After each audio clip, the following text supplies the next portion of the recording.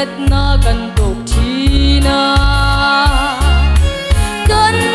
tan chuani lei moi na ten om sia reng anai si lo he buat var sin hi tu te nge ni hoi changa lo kal nge an ni di mi bia he mi de hi sham tam tak tuar tu te kha an ni an pon ti biram no thi senin an su fai sia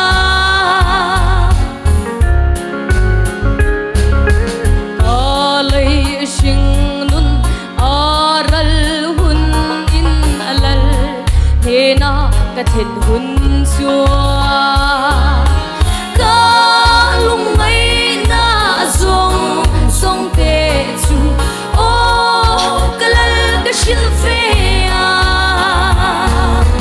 he buat var sin hi tu de nge ni hoi changa lo kal nge an ni di mi bia he mi de hi sham tam tak tuar tu de kha an ni an pon ti biram no thi senin an su fai sia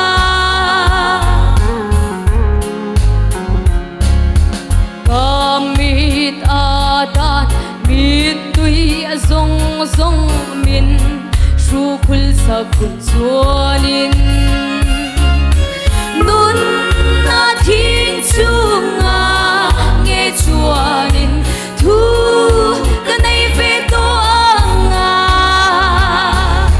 he buat var sin hi tu te nge ni khoi changa lo kal nge an ni di mi bia he mi de hi sham tam tak tuar tu te kha an ni an pon ti biram no thi senin an su fai sia lai she om ma leng ma i la he lai ram mi kan ni lo kan ram hun tu lal ram ro pui o ngain karum phong phong he buat var sin hi tu te nge ni khoi changa lo kal nge an ni di mi bia he mi de hi sham tam tak tuar tu te kha an ni an pon ti biram no thi senin an su fai sia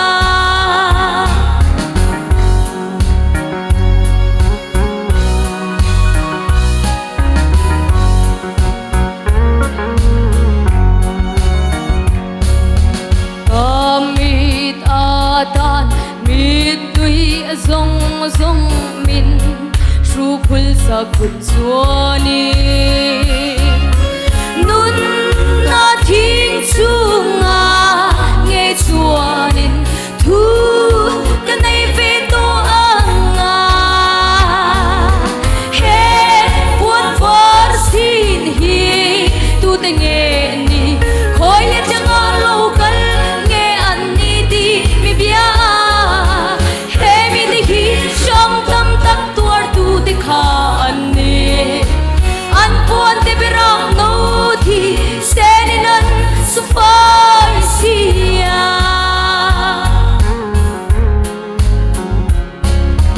lai she om ma leng ma i la he lai ram mi kan ni lo kan ram hun tu lal ram ro pui o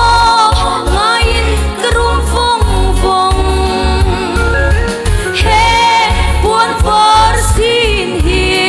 tu te nge ni khoi changa lo kal nge an ni di mi bia he mi de hi sham tam tak tuar tu te kha an ni an pon ti biram no thi senin an su fai sia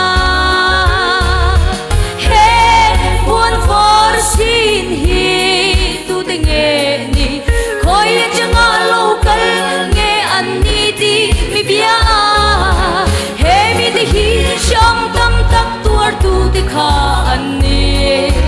an puan ti biram no thi senin an su fai sia